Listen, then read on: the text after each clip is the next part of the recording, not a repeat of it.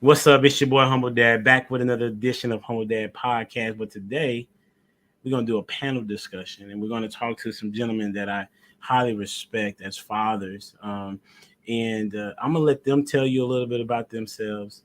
But the reason why we're gonna be doing this this way is because I want to have more conversations with different individuals, specifically dads, and hopefully there are some women moms that would be able to come along and have the discussion with us as well. So I'm gonna introduce none other than Mr. Joe P, and then Mr. Dwayne Jones. What's going on, fellas? What's going on? I'm chilling. Y'all nervous? A little bit. First podcast. So, we'll see how this goes. Yeah, Uh, right. hey, we just having a conversation online. That's all it is. I really appreciate y'all being here.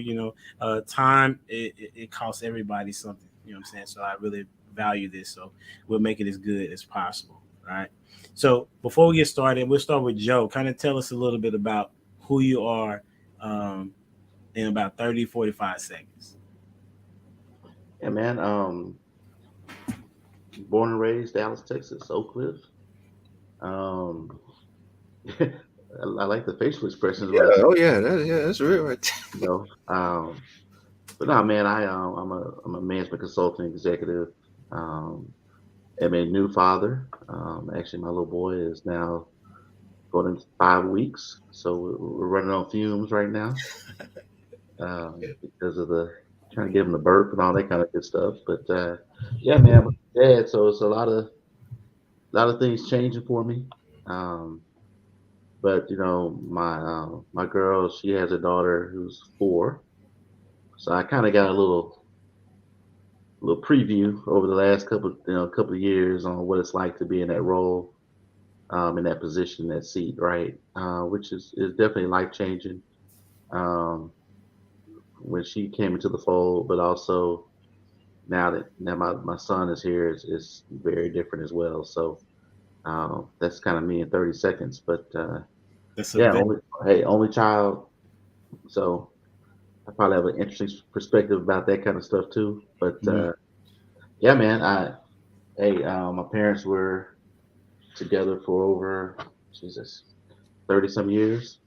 My dad passed away in 2009, Mm. and he was my dude. So I definitely have what I think all of my traits and things of what I look up to, what I think about, come from his example, as being a dad. So he was a great one. That's good. We're gonna get into that too. Dwayne, give us a little bit about you, man. on. Right on. So originally from Jamaica, came here when I was 8. Now I'm a honorary Texan. Yeah. The accent changed a little bit, brother. It went from I Yeah, heard a little bit, then it went to Texas real quick. yeah, man. Long time. Yeah. So I've been here since I Yeah. was 8 years old. 34 now. I've been married 7 years now. Have 4 beautiful kids. Oldest is 17. Youngest is 2. Then four, about to be 4, and then a 5-year old. So the 2 oldest are girls, and then the 2 youngest are boys. So thoroughly blessed. Thoroughly blessed. And I'm glad you made mention of the parents as well. My parents actually they divorced shortly after I got to America. So that was tough. That was a tough part. So Mhm. yeah. We're gonna talk about that. This is an interesting dialogue. So for me, I have 4 kids. The ages are 13, 11, 8, and 4.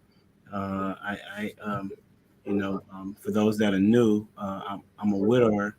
My late wife passed about a year ago, right? So I have the dynamic of now being a single father, right? However, I have a dope young lady that helps me. Shout out to Kendra. She probably watching at some point in time, right? And so for me, I wasn't raised with a father. So my examples are had to be my uncle or TV, really. Mhm. And then eventually it became like the Bible because I didn't have any other examples. So then it became the Bible. So so we have all these different spectrums of us, but the whole goal is as dads, like we want to be good dads. You know what I'm saying? Like no matter the background we have, we want to be really good dads. All right. And so I want to start out with the first question is what would you say is an active father? And anybody can start. What do you how would you describe an active father? Man, Dwayne, I'll start off with that one, man. I think when I think about active father, I think about a dad who, a father who actually has conversations with their kids, right? Um, Not disciplinary conversations, not yelling, screaming, but actual conversations about just life, lessons learned, kind of sharing those things that they picked up over the time, And it's kind of funny, man. I think about all those years that I was blessed to have my dad, and the way he schooled me was through stories. Mm. And now that I'm old, I'm 47 now. Um, it's it's interesting because I find myself telling these stories, and it's like even to my girl, I'll tell her stories, and it's like she's like, "Why are you telling me these stories?" There's a moral to the story. There's a reason why I'm telling the story. Even at work, my coworkers are like, "Man, Joe's a storyteller," but there's a reason why I get something out of every story he tells me, right? So I think when I think about active, it doesn't have to necessarily be like going to every single event, but also there's a way you can be involved with your child without being a single thing. Mm. And I think about the conversation and being mentally tapped into where they are, what they're thinking about, asking them open-ended questions, having them express what they feel about certain situations, and how that's a big thing. I think we have a society right now where there's a lot of pressure on kids where they're so concerned about what people think about them and how many likes they get and all this kind of stuff, right? But my old man was like, "Hey, man, look, you do you. You need to think for yourself. If your friends go jump off a mountain, you gonna jump off the mountain too." Like he was constantly these little life lessons each and every time. Anytime he had a chance, every day, there's something he's teaching me that now I feel has made me who I am now. But that's him being active, right? He wasn't at every soccer game. My mom did all that. He wasn't at every orchestra concert rehearsal, right? Um, but he was there in spirit, but he was also there at home too, That's what's in, up. in a different kind of way. That's what's up. Appreciate that, man. What about you, Dwayne? How would you describe an active father? That's interesting. So uh, for me, Which part it, is interesting? What it Joe all, said? no, all of it, because I mean, like, even as from Joe's perspective, Joe's perspective is different than mine. It's most likely different than yours. It's different from a lot of people's perspective. But then what's unique about all of it is we're talking about whether or not they're there. Hmm. So Okay. as for activity is it's not like I had to look up the definition. Mess with you, Elijah. I had to look up the definition. It's like, it says characterized by action rather than contemplation or speculation. Hmm. So even in that, it's like action, like being there, being present. Like some people don't have, and whether it's by loss or whether by inactivity. Like for me personally, I didn't. My dad wasn't actively involved in my life until I came to America. Like, so for me, like, there was a lot of animosity there towards that, because that participation or that activity, that action wasn't really there for me. But then again, I'm grateful. I'm grateful for the presence that was there. So for me, an active father is one that is involved in their child's life. Now, the utmost activity is presence, mentally present, physically present, like there for their emotional needs, like to me, that's what an active father is, like being aware of whenever there is something going on with your child, that you're able to then be like, hey, something's up. Hey, what's going on? I'm fine. That answer, you'll be able to know the truth because you're there. So that to me is an active father who's able to then gauge what's going on with the child. That's what's up. I think it's interesting how Joe put it with his dad wasn't necessarily at every event. However, when he was present, there was stories being told, right? And so those stories really carried a lot of weight to provide some examples as well as nuggets as well as life principles for you to kind of carry on, right? So, Joe, what? Go ahead. It's real funny. You know what's funny about that, man? I was down in East Texas with my What family. about East Texas? Come on now, Longview, Okay, Martinsville. I know you don't know where that is. I went to Nacogdoches. I mean, I went to Stephen F. Austin in Nacogdoches, so I know about that. Okay, Highway 19. Yes, sir. Okay, but it was funny, man. I was down at we have a farm down there, and I spent a lot of time with my grandfather. So I was really fortunate to have both grandparents, both sides of the family. Married 50 years. Like there's always been that structure for me, and I know I'm very blessed to live in that situation. But I was with my grandfather, my dad's dad, right? And we're working outside and digging holes and ditches and all this kind of stuff. And I forgot what I think we were putting a pipe in to go to the well. That's back when they had the well. You go get the water out of the ground type of thing, right? And it was funny because he said to me, it was something I couldn't do and I was struggling with. And his comment to me was, son, you need to learn to take advantage of things. Don't let them take advantage of you. And I was like, I'll be down. That's the same thing my dad tells me every time there's an issue. So all the stuff that he was feeding me he was getting it from his dad too. That's dope. So it was kind of interesting to hear it directly from my grandfather now. The same exact sayings, the slogans, the story. I was like, oh my God. Okay, this is where this is coming from. Right? It was kind of like he was passing this on. So I feel sorry for my son, and he's probably gonna get just a plethora of. It's gonna be tight on him.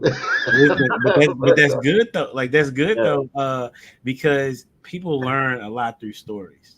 Yeah. Yeah. I mean, if you think about before, I mean, in the beginning of time, so to speak, when there wasn't writings, they were telling stories through either words, right, and they're just passing them down through tradition, right. And you have to do a really good job of telling the story, right. And those that can tell the story, really well, like people remember those lessons a lot easier, as opposed to don't do that because, Right. you know what I'm saying. That's probably one of my biggest pet peeves when I hear parents say something like, kids ask them why, and they're like, "Cause I can't." Hey, listen, I want to know what Dwayne think about that one. Hey, do you do that, Dwayne? You say cause I said so. No, each no. See, I mean, sometimes that now after I done explained it a couple of times, and you have your limit, then it's like, oh, hey, all right, you're playing now. Right. Yeah, that's when that comes out. But it's not the initial because I said so, right? It's because of this, and this. Yeah, I don't want to leave any room for speculation. I want to be as straightforward. Hey, and one of the things is like, you understand what I'm saying? Yes, sir. All right. Now I know that affirmation, that confirmation that, hey, all right, you understand what I'm saying? These are not just vain words. All right, proceed. Yeah, one of the things that I do that as well. Like I say, do you understand? I do say that, but then if they tell me yes, then they have to explain to me what they understand, right? And that's probably the teacher in me, right? Because if you say, because when I was teaching, students would say yes just so that I wouldn't, so I can leave them alone, right? But my kids now know that if they say yes and they can't explain it, then that means they wasn't listening or they don't agree or whatever the case may be, right? So they know now they have to have if they have to have an example or be able to restate what it is that they understand. You know, Mhm. so I think that's a good point. So you always talk. So we on the point of active fathers, right? So now, would you say, how would you decide on how much time? You know, Joe, you have young kids, right? And Dwayne, you have kind of a mix, right? What is a good time frame of being with your kid? Like, how do you know when it's a good amount of time? Does that make sense of a question? Man, that's a great question. I could take this one. So there's a book called Point Man, and one of the stories that was told was about a gentleman who worked long hours, and he came home and he had like 8 kids or something like that, and he made sure that he spent at least 15 minutes with each of them. Now that might not seem like a significant amount of time, but making a priority to spend that time with each child, and I'll have to say that's not something that I prioritize as much as I should. So and that's being real. I mean, like, intentional. Like, how's your day? And I'm not talking about like surface level. Like, how's your day? Like, let's how you doing? How's your heart? How's your mind? Like that. Just even sitting with them, playing with them. That's the type of involvement. And you know what? I think even a lot in 15 minutes, that might not seem like a lot of time, but I think based on how that first step goes, you might be able to extract a lot more time than that. And I'll even add, I remember that the comedian that was at the Humble Jason Dad. Earl for the Humble Dad. So Yeah. the the one he did for you recently, that was the second time I heard him. Okay. And both times hearing the story about him and his playing with his daughters, and then him having him having the Barbie dolls, and that whole skit over that one picture. Right? Let me set Joe up so he know. So I did a Humble Dad day out, a night out at my church, and I invited dads to bring their kids to have fun with and be entertained by the comedian, as well as have activities for them to do with their kids. And so Jason Earls, who's a homie of mine, he has 6 kids, and he was talking about a scenario when he was having a conversation with one of his daughters. So that's what Dwayne's about to talk Yeah. about. And the thing is that scenario is just him taking the time to be present, like sitting down and like playing Barbies with his daughter, and he says how much he's extracted just from those experiences, and it's like those things that we typically will then take for granted, and it's those moments where you get a peek inside of who they are in their environment, and we don't really. I don't take advantage of that as much as I should. But yes, that's extremely valuable. So as for the amount of time, I think there's a difference than just being there and just going about your thing than actually being in their environment, doing what they do, That's good. and being a part of that. That's what's up. What would you say, Joe? What's Yeah, the amount of time that you would I say? don't think there's I don't think Hmm. there's a time limit or a time, ceiling or whatever you want to put on it. I'm not gonna say I need to be with my kids 10 minutes per day, and then that's another prescription, right? I think it's what do they need. It's kind of what I'm looking at. So it's kind of interesting you bring that point up about the Barbie doll. So when I started dating my girl, her little girl was 2 years old at the time. Now, trust me, I'm coming into this situation, bachelor. I'm never even, kids like, ooh, that's kind of that's interesting, right? So, but I remember the first time, or after I had been she introduced me to her daughter. Uh, I went over to her house, and she immediately wanted me to come into her room and play. Right? It was just like an automatic, hey, come with me. I want you to play. But you're right, Dwayne. I think what I found is that we still do that now, 2 years later, and I allow her to do things to me that I probably wouldn't let anybody else do to me, right? So it's very interesting. What are you saying? I said you said you might wear some makeup every now and then, Right. So it's or some tutus, you know. yeah, it's just interesting to hear. It's really a good time to see kind of how her brain works, Yep. and you can tell a lot of things be going through what she may be feeling, Mhm. right? Just by the way she interacts with her toys or interacts with you. And so I look at it as a kind of a, like you said, window in Mhm. to her way of expressing something through playing that she may not be able to express in an adult kind of way to me, in a verbal way, right? So it's very interesting. I think that's kind of how I think that's probably to me the time spent piece is more valuable to understand and kind of have that pulse of what's going Mm. on. Yep. Um, and I went to a private school out in North Dallas where, man, we had a couple of suicides a year. I mean, it was almost expected. One of my best friends jumped off a water tower. You know, um, we had one guy shoot himself in the head in the parking lot, like right before school started. So, and if you peel back the onion Mhm. on that, you have a situation where those kids are usually raising themselves, or the parents are not, as present. And going back to this time spent, I think there's probably a direct link to them not being able to, or be frustrated, or not being able to express themselves in a different kind of way. They didn't have an outlet, Mhm. right? Or didn't feel they could have an outlet, or couldn't come to their parents. I don't think there's anything I couldn't come to my mom or dad about, even now.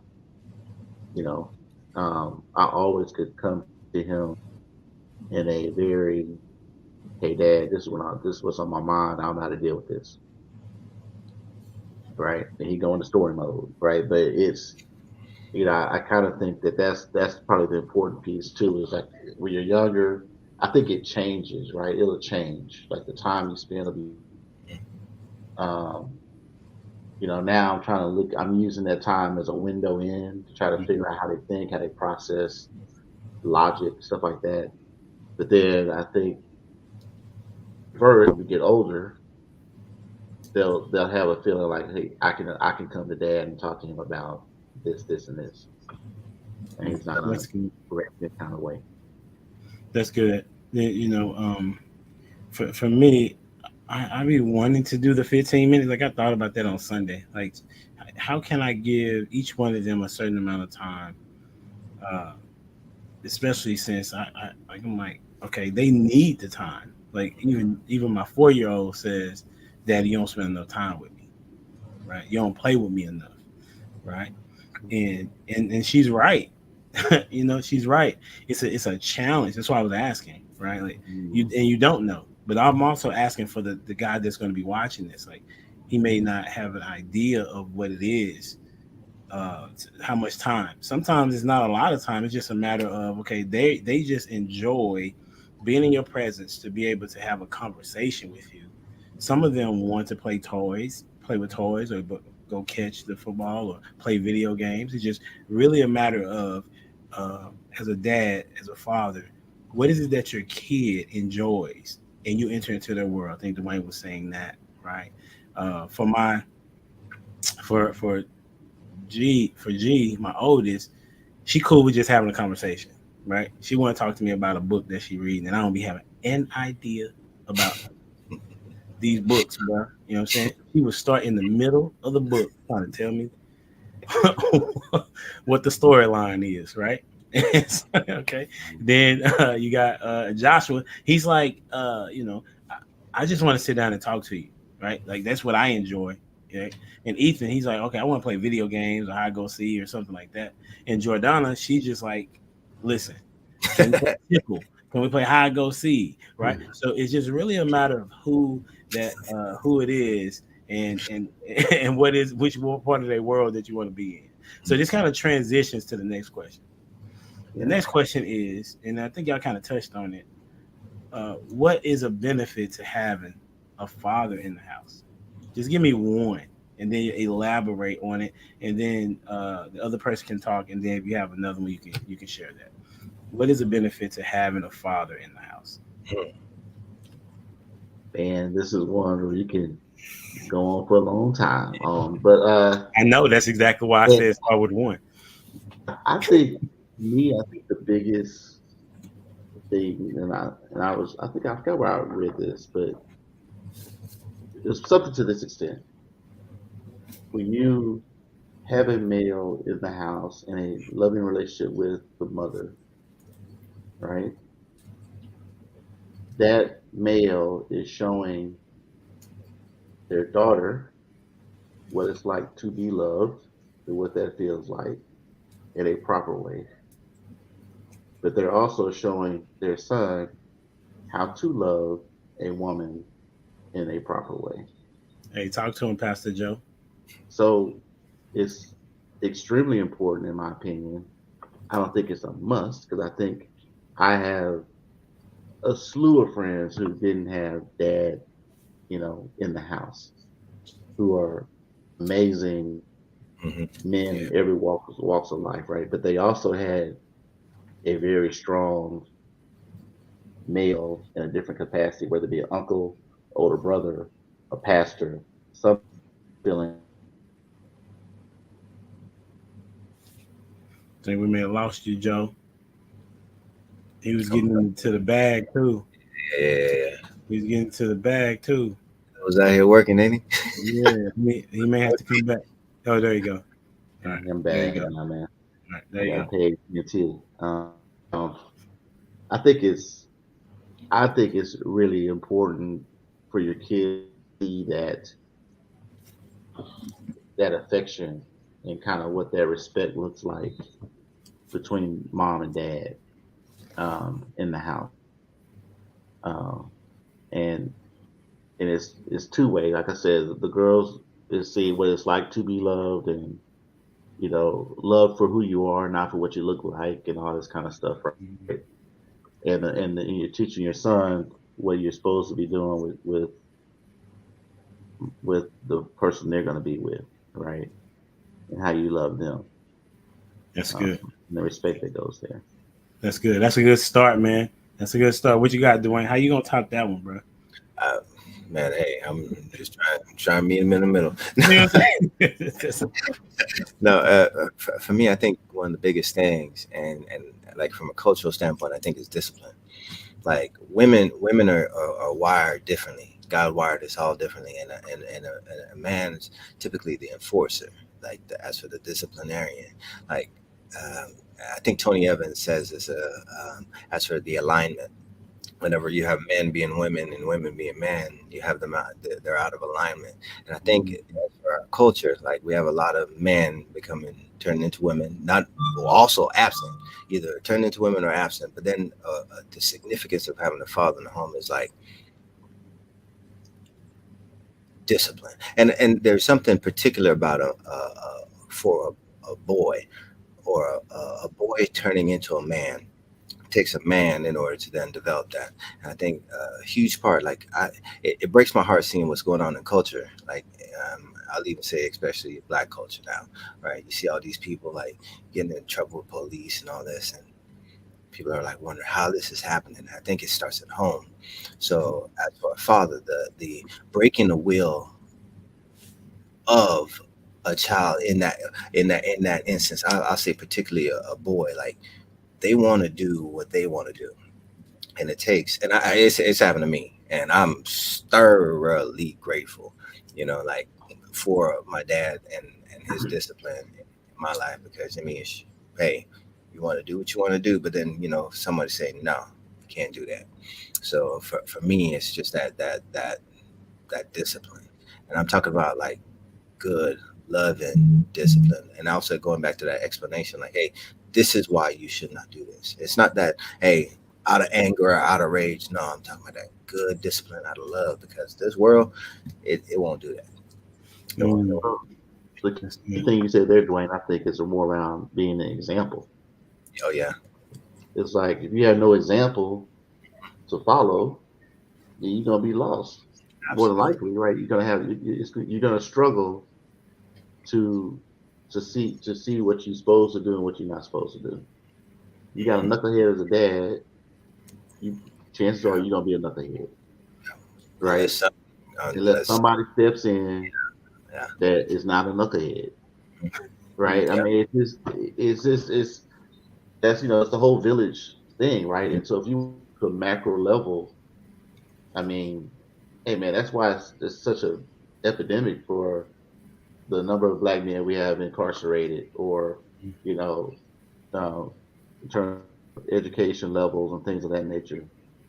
It's there's a reason why I think we're in the spot we're in, and I think it starts with that. I mean, it's like chopping the head of the snake off. You take the snake away. Now, unfortunately, we've put our black women in a position where they have to play both roles. That's true. Mm. And it makes it And easier for men to be absent too. right, and and hey, man, there's a lot of this stuff is you could say it's a system, it's the environment, and all this kind of stuff too, but it lands on us Yep. Mm. Yep. point blank. I Yep. mean, nobody told you to go rob the store. Oh, we went there. Okay. Yeah. Hey man, so you're putting your girl and your wife or whoever it is in a position where they got to play mom and dad and carry that load, Yeah. and that's not fair either. So And I know we're not on this topic, but I gotta touch it. Like one of the things that's been really like hurting my heart is like it's the woman's choice, right? And it completely removes the man out of the picture, right? And Mm. men are like, oh yeah, it's the woman's choice, and I'm like, you didn't have nothing to do with this.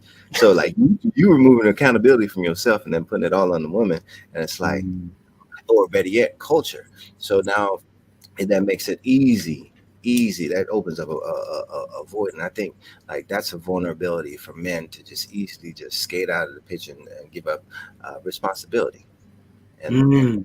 as a society responsibility, like you whenever you accountability, all that. absolutely absolutely and it reminds me of the in the Garden of Eden whenever God came and he's like, hey Adam, and Adam's like, hey, she did this. It's like The even woman he gave me. it's the woman. It's yeah. She He was gave it to trying to. He was trying to run away from accountability. I correct. So see. That's okay. Did you know that 80% of women that are abortion minded, right? I don't know if I can say that word on YouTube, but that are that way. That 80% of them, if the guy says to keep the child, 80%, like 80% of women keep the child if the man is on board. I learned that from being on the board at the women's clinic, right? So when we take ourselves out of the scenario, because I did that was me, you know, like I did not. I said, that's a woman's choice. This is probably like I was 22, 23. And so it was all about like, okay, I don't want that response. I don't want accountability. So I'm going to say, okay, let that just have that weight be on you, as opposed to saying, let me go ahead and step up to the plate and take care of my responsibility. Right. And that goes back and connected to what I was saying about not seeing that example in the house of what, there's a the word that I was looking for, there would be a structure. And then I think Dwayne, you said there was a discipline, right? Like they kind of work together. That if you have discipline, you have structure. It's structured, then you definitely should be responsible, right? And so that's what I was missing. Eric Jones said one of the things that a father provides is confidence. yeah, A good Yeah, father.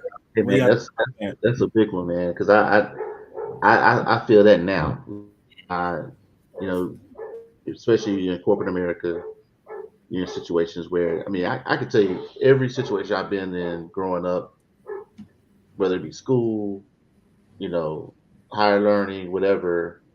I've always been in a PWI situation, right?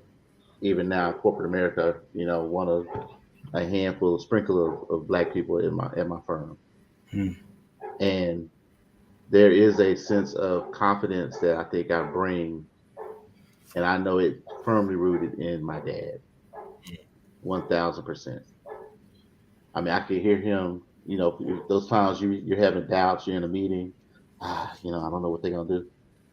Now, it's something that's very interesting, man. Like I'll talk to anybody. I don't care if he's CFO, CEO. I really don't. Yeah. I almost cursed on you, but I really don't care. Right? Be you, bro. You're a guy. Yes. Yeah. You're a gal, right? And that's how he was. It was like, hey, you put your pants leg on one leg at a time, just like he does. Who cares? Go in there and he said, give him hell. That's what he used to always tell me. Just go give him hell.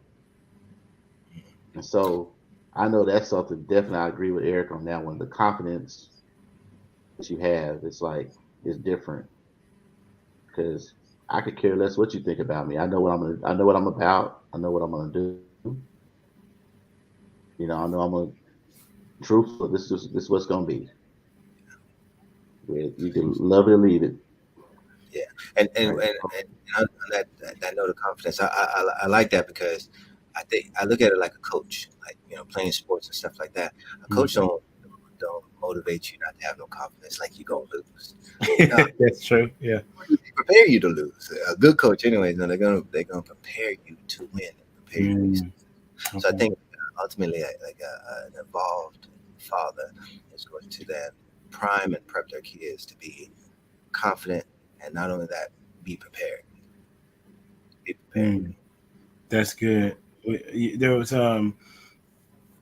like I think, let me see, with my kid, with my sons, right? I think all of them have, like all four of my kids have confidence to a degree. My boys though, they got crazy confidence. My son Joshua, he rarely loses at video games. He talk no. He's that kid that and I've said this on other podcasts, but Joshua is the kid that feels like he's the best person in a room and nobody knows he feels that way.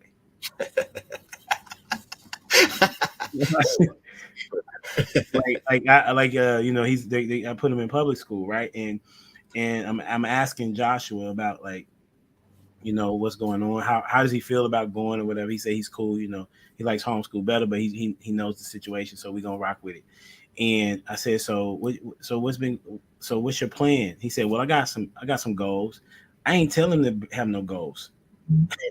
Now I have kind of nurtured them to have beginning of the year goals, right? But he came into the year, he said, well, I got these goals. And I said, what's some of the goals? He said, well, to make sure that I act right in class, as well as try to be the best student in the class. I said, but what if you're not the best student? He said, well, I'm gonna just work harder. Right? And so then you have Ethan, he's 8, and you better make sure that you're right about what you know, because Ethan's gonna try to correct you, right? and so, and matter of fact, Kendra calls him superstar because of his work ethic when it comes to currently baseball. So and I asked them before, because one of the things that they was concerned about was not them specifically, but other people were concerned about how will my boys do in school, being homeschooled and then going into this environment. And I asked them, I said, like, what if somebody stepped to you, right? And they said, well, it's just what it is. I said, are you scared? They like, no. Like if somebody tries to approach me, then I'm just gonna have to deal with what they're gonna have to deal with me, basically, is what they were saying. So they don't have a fear of any kid. That's what I've come to find out, as opposed to me when I was younger. Like I didn't have that confidence. I didn't have that confidence to step up to anybody. You know what I'm saying? Because I was bullied as a kid. And so that's a very good point, Eric. That confidence piece. I think you have the confidence now, right? Yeah. I think there's a difference. One thing I figured out just in. Why are you laughing? Dwayne, he's Dwayne. Yeah. His favorite basketball player is Kobe. There's a difference, right? I mean, I think one thing about kids is that I think they're always observing, Hmm. always watching, right? I think some of the stuff that you just mentioned, I think I see that in you, and we probably known each other a couple of months. Mm-hmm. You know what I'm saying? So I'm not surprised that your kids are like that, right? So it's I think that example Hmm.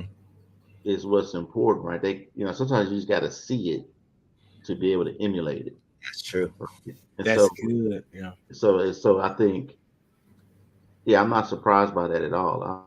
You have to be, and don't mistake confidence. Like there's a difference between arrogance and confidence, right?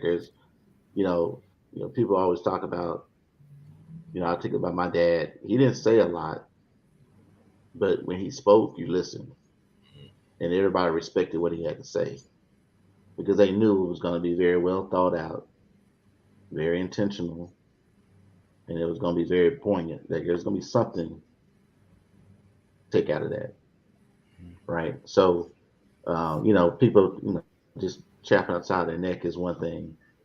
Talking loud, not saying nothing, right? But just being very thoughtful and kind of what you're talking about is very important. So I think that to me is a confidence too, right? You could be in a conference room and you can have that confidence. People know you the man. You ain't said nothing. Yeah. It's just how you carry yourself. How do you that swag Yeah. that Mhm. you bring to, right? I think all of that comes from examples too. But like I said, that they be in the house.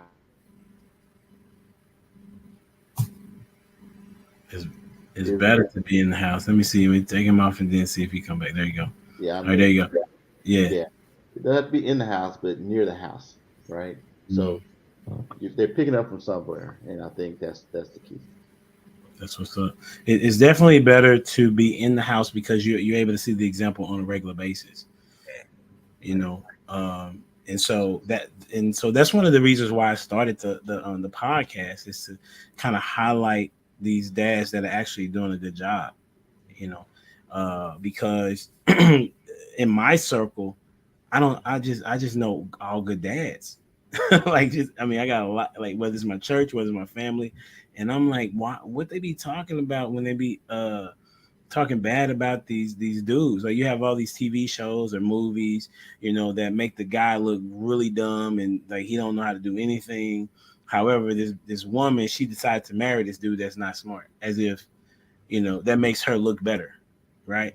You know what I'm saying? So it's like I wanted to put a different spin on it. I wanted to have a platform where good dudes, good dads, are out here making sure that they have kids that are going to impact their circle of friends and their circle of the world on a regular basis. So then my next question is, because of that, who do you think gave dads a bad rep? Who gave dads a bad rep? Like I said, I don't want to curse on the YouTube, man, but if I could spell it out, F boy. Uh, uh, Okay. I mean, Okay. there's a bunch of F boys out there. I was gonna say baby daddies. Twisted. There are a lot of them. So expound upon that. What like how did they give dads a bad rep? I think when you think about just the treatment, going back to what I mentioned before, how you're loving your kid or how you love her. Oh yes, how you love the mother of the mother. Yep. How do you love the mother? Okay, Yeah, how do I'm you with love the mother? How do you love the mother? How do you love your own mom? How do you love, your brother? I mean, it doesn't matter. Just how do you love people in general, right? I mean, you. so if you're an F boy, you don't know how to do that. It's all Mm, about you. mm. So, What a clip. you don't have a sense of accountability, right? You don't have respect for others. You don't know how to follow. what's right and what's wrong. You don't think that applies to you. So yeah, but unfortunately, there are a ton of those people out there that are having an influence on our black women and the kids too. So that's the to me that's the big issue. Yeah. And He's so going, yeah. yeah, I almost said it's almost like an uphill battle to be the good dad, right, or the good guy, because you got to like prove that you're not an F boy first, and then right. So That's an interesting take. That's an interesting take. Like when I thought about the question, I didn't think about the answer. And so that's an interesting take. What you got, Dwayne? What you think? You said you were gonna say baby daddies. Yeah, I mean, but that's along the same lines. Okay. So I think there's not a desire to be.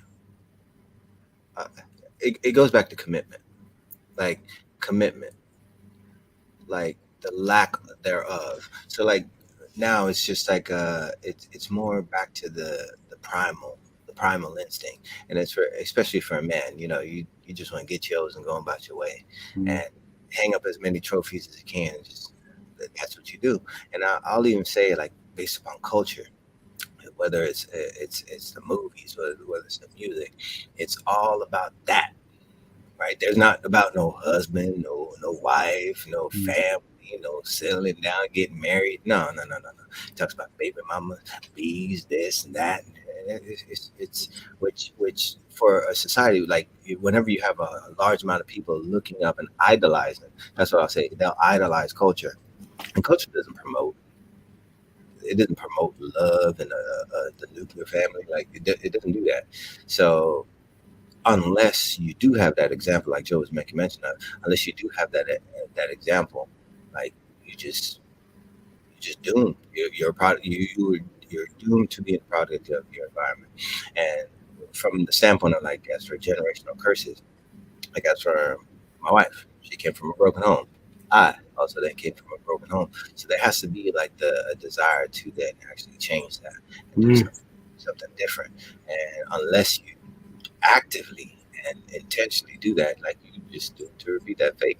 And it's crazy to me also like from a financial standpoint, like people want to like be rich and develop wealth, but they don't understand like it's easier with two, like one, right, and then it's easier with two, but in that like It takes one two to block, make a thing go right.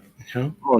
come on, elbows up, but it's Yeah. like it's like in that it's a concept that it's not promoted in culture. So what do we expect whenever we have split homes and child support and the government now is involved in your relationships and all this, and then it doesn't go right. So like what Joe was saying, like the lack of respect. So it's like in that respect for yourself and respect for the person that you engage in. So like that's what that commitment is like. Is this person that you then do desire to lay with? Is that the person that you desire to spend the rest of your life with? If not, then you shouldn't be pursuing. That's a listen. Hey, you on my soapbox, bro. You know that's my soapbox, bro. I learned that late though. You know what I'm saying? As it relates to trying to, like, I'm on King Talk on Lapeef Network, and that's one of my talking points as it relates to dudes out here just getting theirs, right? Because as we're saying, like F boys and baby daddies, you're giving good dads a bad name. Joe says, listen, I got to get over this hurdle because this other guy is an F boy, right? Mhm. But if you just be a good dude, you know what I'm saying? It's very possible you could have stayed there, and then if you stay with the mother of your kid, there's a better chance for that kid to be Oh yeah. productive, right? So that's why it would be important for you to choose, be very selective in who it is that you're gonna sleep with if you decide to sleep with somebody, right? So that's a very interesting take. So that Real quick, I do have to say this because I can't let the women off the hook. okay. Like tread lightly, bro. Now, with all due respect, so I have two daughters, right? I have two daughters, and in it, like it's now I'm noticing like you got women acting like men Okay. in that doggish mentality, Okay. like sleeping around is cool, like as for with the dude. So like I'm sitting here like as for women, like they're just like as much as men are dogs. I think that okay, all right, that's natural, that's innate. Sorry to say, but then whenever you have women behaving the same, it's like whenever you end up getting pregnant by a guy and then you're wondering like why he ain't sticking around, why you ain't worried about that before? Why you didn't make you line that up before? Like why didn't you make sure that he is in it like for the long haul? Mm. So that's my take, because I do think like as for abstinence, that ain't something that's like cool now. It's like all right, one night stand. It's basically not an option. I But nevertheless, right? It's both parts. Like if we're Absolutely. talking about we want to break generational curses, if we want and we know the benefits of having both parents in a household, both parties need to be selective in who they decide to lay down with, because like for example, if there's baby daddies, right, that is very more than likely that relationship between the dad and the mom is not a good one. Oftentimes, I mean, there are some that are good, right? But how can that kid see how a man should treat a woman or how a woman is going to treat a man, right? And then if either party is talking bad about the other because they have this dysfunctional relationship, it makes it really challenging for the kid to kind of navigate in their own relationship. You know what I'm saying? So, but no, that's good talking. I can't remember what I was about to ask because Dwayne threw me off. You know what I'm saying? Because he went a different route, but that's okay, right? You got to be able to transition. So, we was talking offline about the situation that happened at the airport.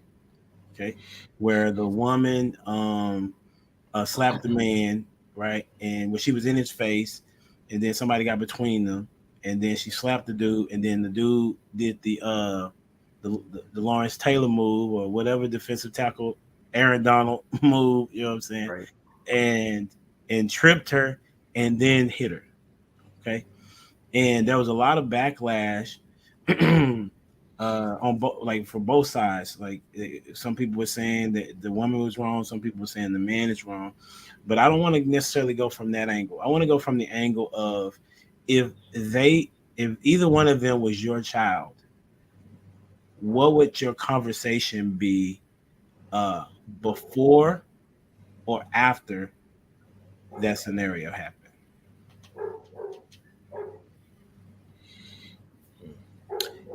Yeah, that was an interesting one. So, like, am I which who's my kid? You choose. You choose. It couldn't be the female. Unfortunately, it couldn't be, because Explain to me why.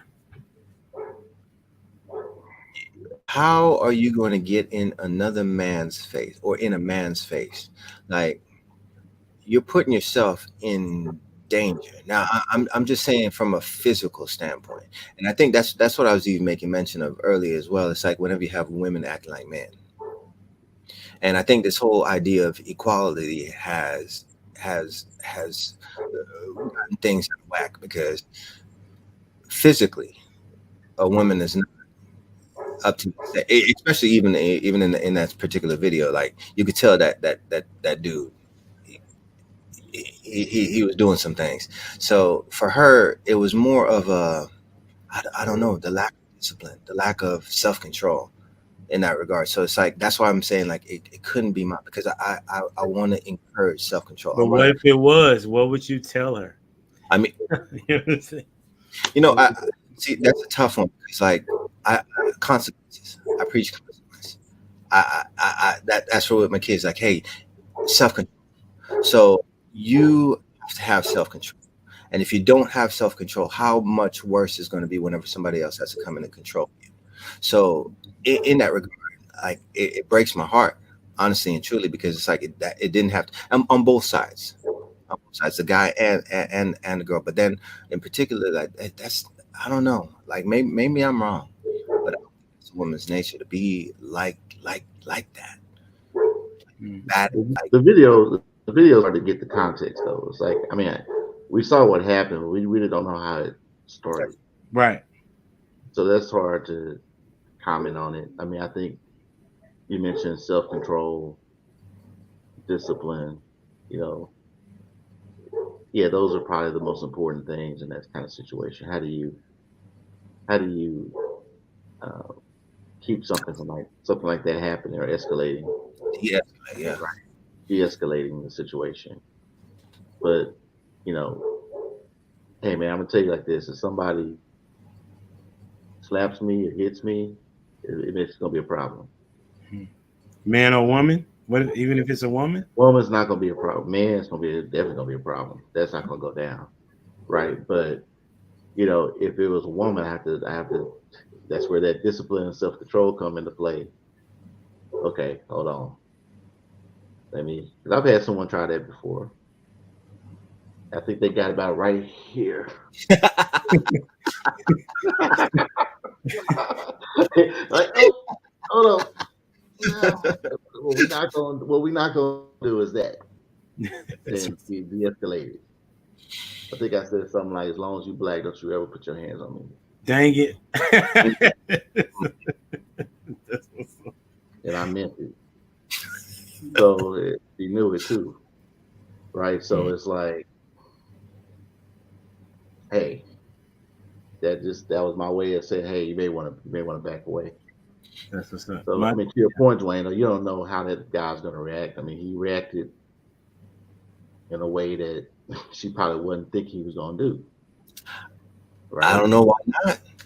But that's the thing about all that. I mean, you could take that in any situation, right? I Hmm. mean, especially in Texas, you got situations now. Everybody's packing, right? You can Yeah, act a fool if you want to, but consequence. just know that that guy or that gal may have a piece on them. Then what you gonna do, Mhm. right? So it's just, I think it all goes back to just being aware of how you're talking to people and how you're treating other people. You know, you can't just always flip off at the mouth or say whatever you want to say or be physical or whatever. But unfortunately, people don't know how to express themselves in other ways beyond physical. Mm, So that's a we good. That's want true. to That's true. go Well, back to root, yeah. right? Root cause analysis, right? I don't know what her background is, but maybe she only knows how to resolve stuff in a violent fashion, But then that and would might that would that have would for that him too. hmm. You don't So know. I would then have to ask, like, I mean, like, would do was there, based on her actions, was a dad involved in her life? I don't know. I, Maybe. I don't think like, it's. I don't think that's a direct correlation. I think see, it's just I don't know what her environment is, right? I don't know what her environment was. So I'm saying I don't even know what the context of the video was.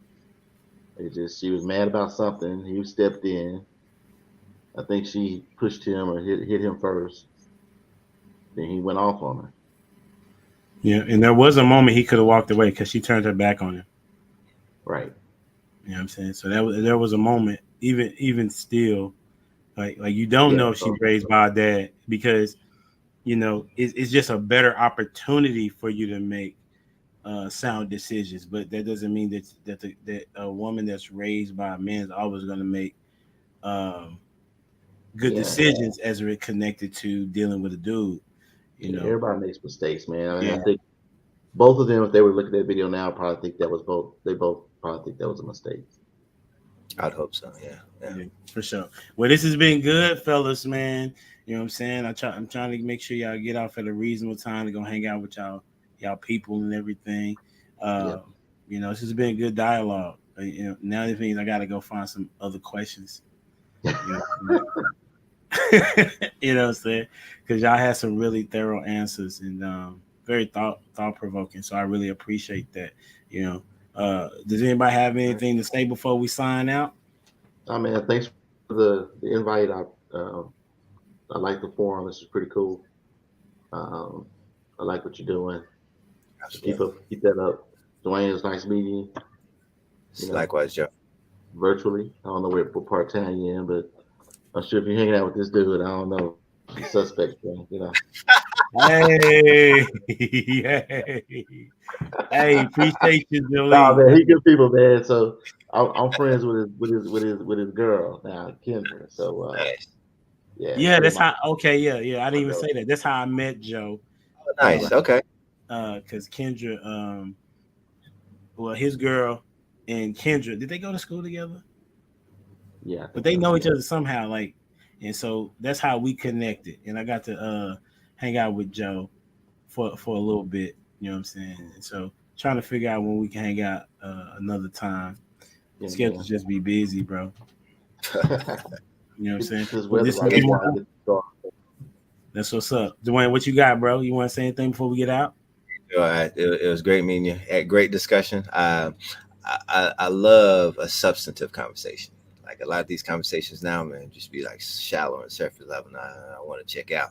But yeah, no, I love a thorough, deep discussion about substantive issues that's bothering our culture. So most people want to complain but not have solutions. I like being able to come and have a forum like this. So I appreciate that. That's what's up. Hey, for all those that's out there, make sure you like, share, comment, subscribe to the channel. You know what I'm saying? And without anything else to say, until next time, we out here. Deuces.